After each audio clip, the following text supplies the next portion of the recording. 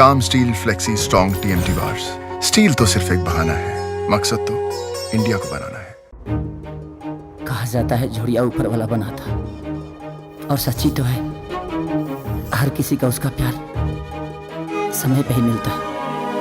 प्यार भी करूंगी और शादी भी करूंगी, लेकिन उस इंसान से करूंगी जो मेरे रूह से मोहब्बत करे। ए लड़की से हमार जन्म जन्मांतर तक रिश्ता जोड़ दी रहुआ, ओकर बाद माई क्रिया, हम कुछ न मांगब रहुआ।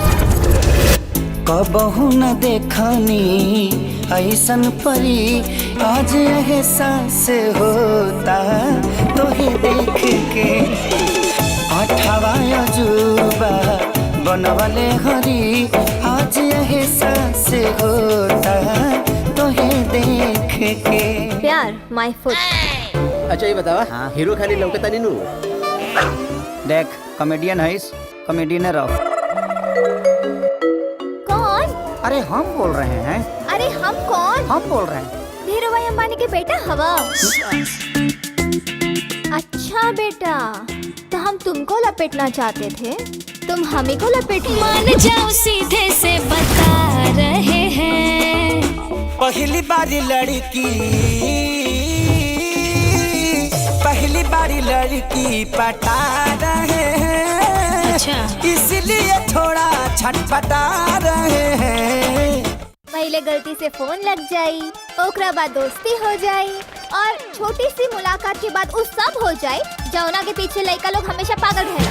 हमरा लाश के संग खेलत ही आऊ। उसको तो मैंने बंदर ना बना डाला ना, तो मैं अपने बाप की बेटी नहीं। हमरा से सिर्फ दोस्ती ही करे के बाना।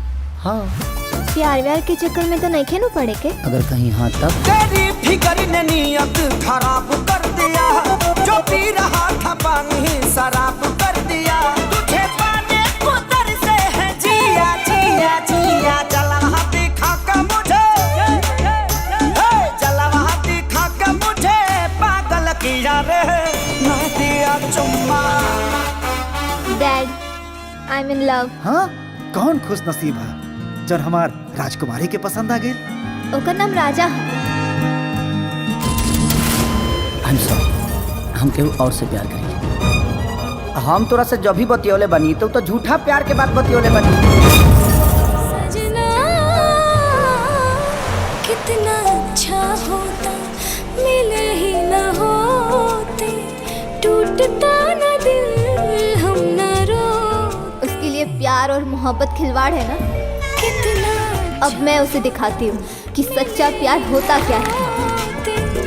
टूटता न दिल हम न रो। अब मैं उसे उसकी औकात दिखाऊंगी। मैं दिखाऊंगी उसके और मेरे बीच का अंतर क्या है।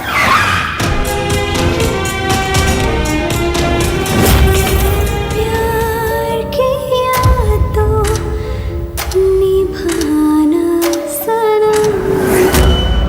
अब तक मैं तुमसे झूठ बोलता आ रहा, मुझे माफ कर देना।